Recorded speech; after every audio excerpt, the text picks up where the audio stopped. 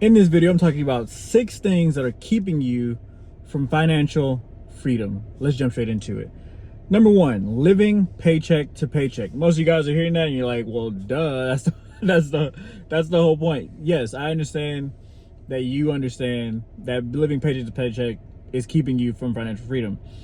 However, if all your money goes to bills, you're not building wealth, you're just maintaining survival.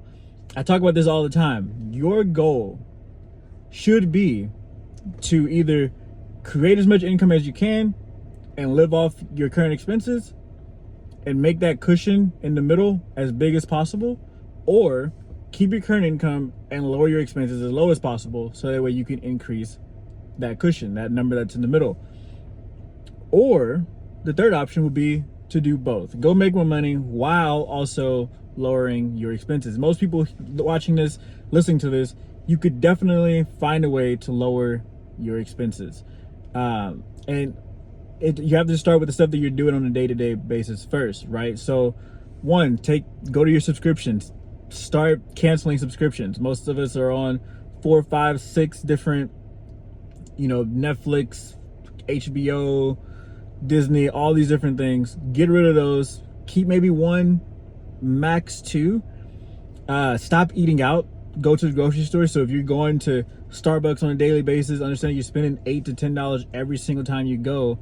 That's $300 a month if you're going every single day, right? Then you're eating lunch. That's another $300 every single day, right? So that's $600 plus subscription. So you're probably spending $700 on just stuff that you need to get rid of today. And you can free up $700 right now after you finish watching this video. Number 2, no clear financial goals. Without targets, you drift. Financial freedoms require vision, planning, and milestones, right? If you don't have a goal of where you want your finances to be, chances are it'll never get there because you don't even know where that is. Or most people who aren't looking in their finances, you might already be there. Like I just said with number 1, all you have to do is eliminate some of this stuff that you're spending money on, and you might already be in a place where you could be comfortable, right? So if you're making $5,000 a month and you're spending, especially if you're married, if you're spending $1,200 a month on all the stuff I just talked about, well, you get rid of that. $1,200 can do a lot. You can go build another business on $1,200 a month, right? I understand that that's $15,000 a year where you didn't have yesterday, right? And so understand that sometimes you don't need to always make more money. Sometimes you need to do better with your finances. And the only way to do better with your finances is to first get a goal on where you want your finances to even be in the first place, right? What does that look like? Do you want more money? Do you want more money to build more wealth? Do you just want more money to have a better cushion? Do you want to stop living paycheck to paycheck? Figure out what that thing is first and then start building around it. Number 3, the fear of taking risks. Staying in your comfort zone feels safe, but guarantees slow growth. Freedom requires stepping into uncertainty wisely and strategically. Most people, they live in this fear of taking risks because they've built comfort around their current life. Like, yeah, you live in paycheck to paycheck, but you understand what that actually means, right? Which can be good, it can be bad, right? If you live in paycheck to paycheck and you don't necessarily want to create wealth, but you just want more money for yourself, do what I did, like I said in number 1, go free up some expenses.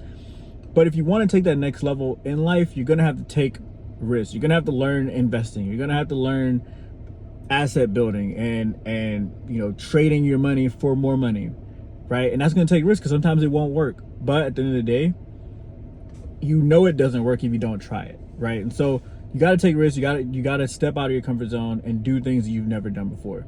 Number 4, lack of financial education. What you don't know about money will cost you. Financial freedom starts with learning how to manage, multiply, and protect your income. So for this one, 1000%, you got to go spend time learning about how money works, right? If I said I wanted to go be a basketball player or a banker or anything, the first thing I have to do is learn about what I'm trying to be in the first place, right? So money is no different. You're not gonna just wake up tomorrow and know everything you need to know, or God's not gonna come knock on your door and be like, hey, here's all the knowledge that you didn't read about. Like, you have to also do a part as well.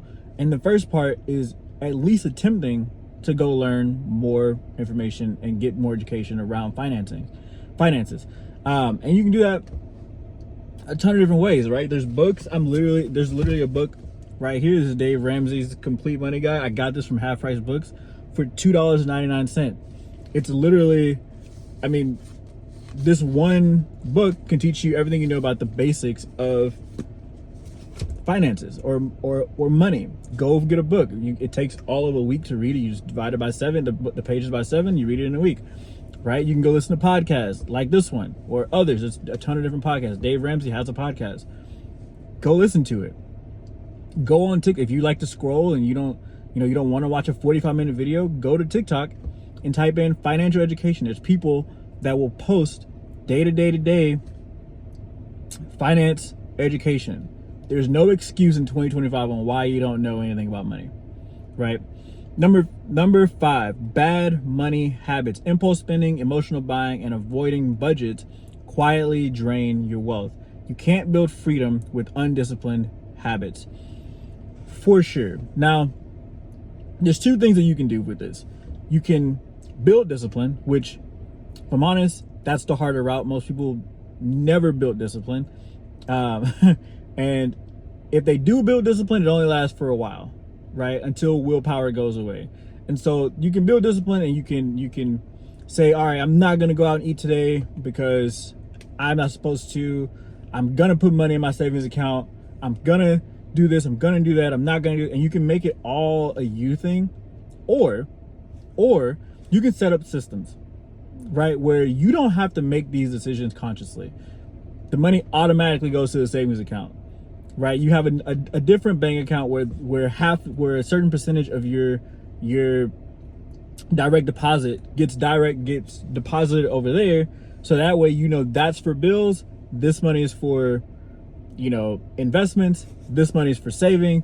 And you can separate the money literally just with the press of a button, and you don't have to think about it anymore. If there's money in the food budget, then you eat. If there's no money in the food budget, you don't eat, right? And so there's one or two ways to do it. You can be the super disciplined person, and tell me how that goes, because it looks like it hasn't been going that way as of yet.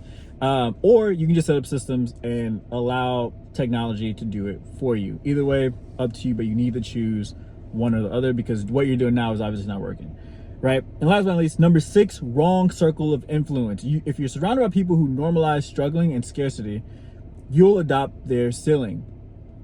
You need to be around people who challenge and stretch your financial mindset, right? If you hang around the same old people, expect to get the same old results. Insanity is thinking that you can do the same thing over and over and over and get a different result. So you're insane by hanging around the same people, thinking that you're going to be different. You see what I'm saying? You are the average of the people that you hang around.